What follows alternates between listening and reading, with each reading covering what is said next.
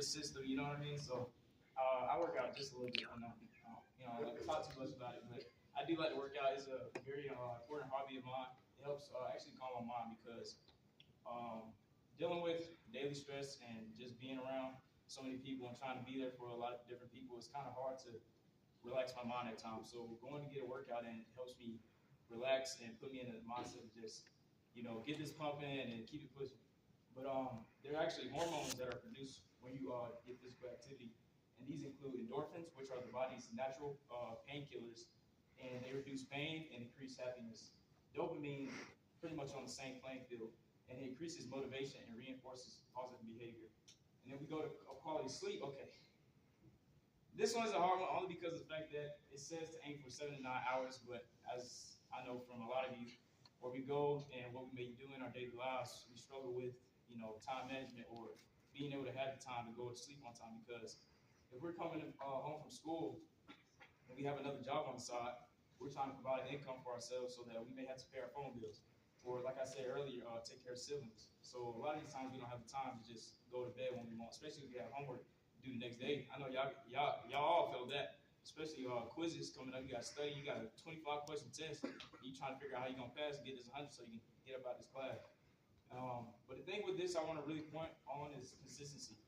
When y'all think of sleep, just think of consistency. So what I mean by that is getting a consistent sleep schedule down so that you're not going to sleep on, say if you go to bed at 12 o'clock. It's fine to go to bed at 12 o'clock. It may not be as beneficial, but going to bed on 12 o'clock every night and waking up, let's say 8. I know because we don't want to wake up that early, but we'll say 8. Having that consistent time and schedule, your body's able to function up that time because it's able to adapt to the situations at hand. Say if you were going to sleep at 8, then you go to sleep at 12, then you go to sleep at 5 o'clock in the morning. Your body's trying to function with all these different time frames. And the same example could be put into perspective about, say your parents, right? You're at home, they telling you to do these chores. They say wash the dishes, take out the trash, go mop the floors, go do backflips around the house and go run and come back in, go do the dishes again. I don't know, whatever the case may be, your brain can't handle all that stress. So being consistent and just having that time frame where you're going to bed on time and waking up, that's what that means. Melatonin, I'm not talking about the little gummy you take in the containers, you chew it and helps you go to sleep. Melatonin is actually a hormone that's produced, and it's responsible for the sleep-wake cycle. And what that means is it's responsible for helping you get a good rest. So going to bed on consistent sounds like I was just suggesting, that's what melatonin is. When you have higher levels of melatonin, your body's able to go to sleep and be at rest. The growth hormone, that's exactly what it says. It's about tissue repair and muscle recovery. So, pointing back to physical activity, after a good workout, your body's able to get well rested and rejuvenated for the next day. And then we go to balanced diet. We have serotonin, and then we have insulin. Insulin actually starting first. It regulates blood sugar. So if you have a family that's diabetic, that's exactly what that is. It regulates blood sugar, and it prevents energy crashes and mood swings. With serotonin, if you did not know, with a balanced diet, 90% of serotonin is produced in the gut, and is responsible for improved mood and better digestion. So when you're eating these, say, unhealthy foods, serotonin levels are super low. And what that means is your body's not able to process these foods and get them out your system like it needs to. So by switching alternatives to healthier foods, like say instead of chips, you're eating nuts. Instead of candies, you're eating fruits, and fruits that are very tasty and sweet and flavored. I don't know what the candy's called, but it's when you get like strawberries or something and you dip it in sugar and then you freeze it. I don't know what it's called. Do y'all know that? I'm hood. Ooh. I'm hood. Yeah. I never had it. I want to try it. But that's a cool alternative that's much healthier, nutrient dense, and food. And then going on to mindfulness and meditation, it's just like it sounds. If any of y'all have Mr. Misher, I'm only pointing on this because we actually practice meditation in class, and it was probably one of my favorite parts in class because he puts on this relaxing music, and we just sit there and then be at peace with ourselves. And there's a hormone that's actually produced with meditation. It's called oxytocin. Can y'all guess what this does for your body? No guess? It actually, oxytocin, increases emotional connection and reduces loneliness. It sounds kind of crazy, but it actually reduces loneliness by meditating. And actually, before we go on to the next slide, and when I'm done, we're gonna actually do an exercise. So y'all can all just place your hands on the desk. Make sure y'all feet flat. If you have submission, you should already know.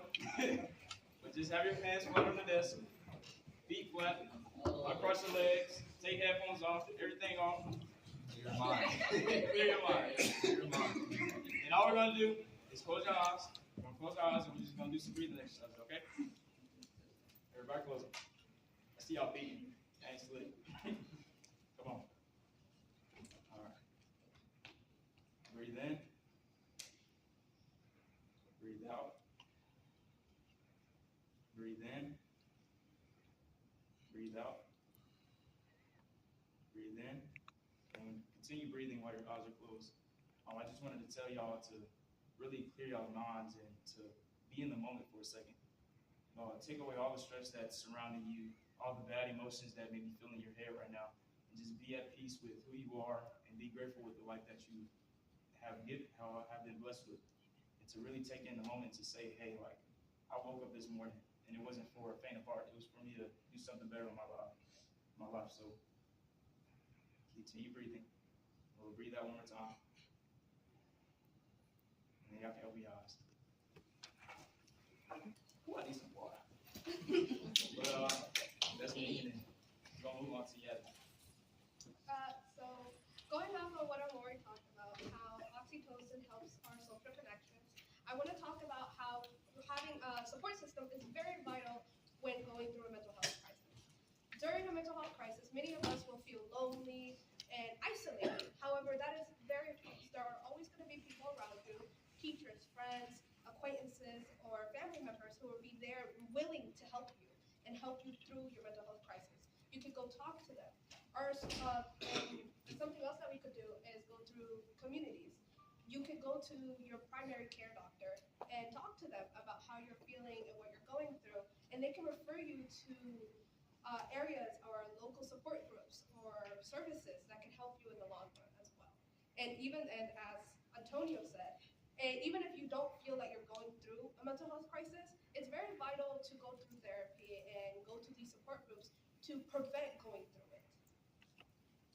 And then I also want to touch on prevention and things that we can do. So like the signs of suicide and possible self-harm. And something we want to do is recognize the signs, like talking about wanting to die. That's something a lot of people I hear do in our social lives. We talk about just wanting to kill ourselves, jokingly or not, but some people will do this repetitively and they actually need it. And those are things we have to keep out on. And also just adding on to like them also voicing that they have a feeling of hopelessness, that they don't feel like they can achieve much in their life, or that what they're doing is worthless because they're not going to achieve anything. And also withdrawing from friends and activities. So then self-isolating because they feel like sometimes they feel like they are not deserving of having these friends and these connections. And what else you can do is recognizing these people who probably have never done risky behaviors, start doing it. A lot of people start doing that because they feel like they're going to die in the end, either way. And people risk it. They risk and they play with their lives because of their depression and feeling suicidal. And there are resources for those of you who probably are going through something or feel like you might start going through something to a severity. There's the 988 Suicide and Crisis Hotline, Lifeline, that provides 24/7 support. Something else I wanted to add is also the poison control hotline, because I myself have gone through depression and wanting to kill myself. Back in 2020, during COVID, the worst of everything, most of us were probably in our worst mental health, I tried to kill myself. And I overdosed. So my way of getting getting support was going through the poison control. Most pill bottles, have them in the back, so you can always read it and call through there.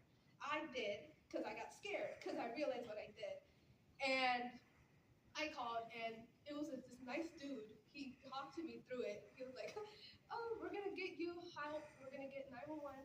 And they're very helpful. Even though that's not really their job to like help you through the mental health crisis, they will still be there for you and help you through it and get you the help you need in the moment. And so I felt that was important to add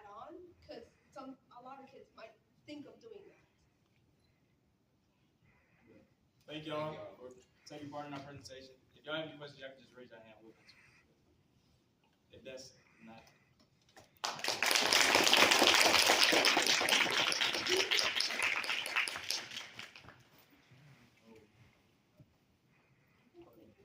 To officially end this presentation, the person that was supposed to do this, they're not here right now, so we're going to be reading this for y'all. But to officially end this presentation, we would like to provide you with some safe driving guidance, as many of us are driving or beginning to drive. Most of the members here at Forest Park High are advocates for safe driving measures. And according to the Georgia Governor's Office of Highway Safety, young drivers refers to a person between the ages of 15 and 20 operating a motor vehicle. Which is actually, I included in that.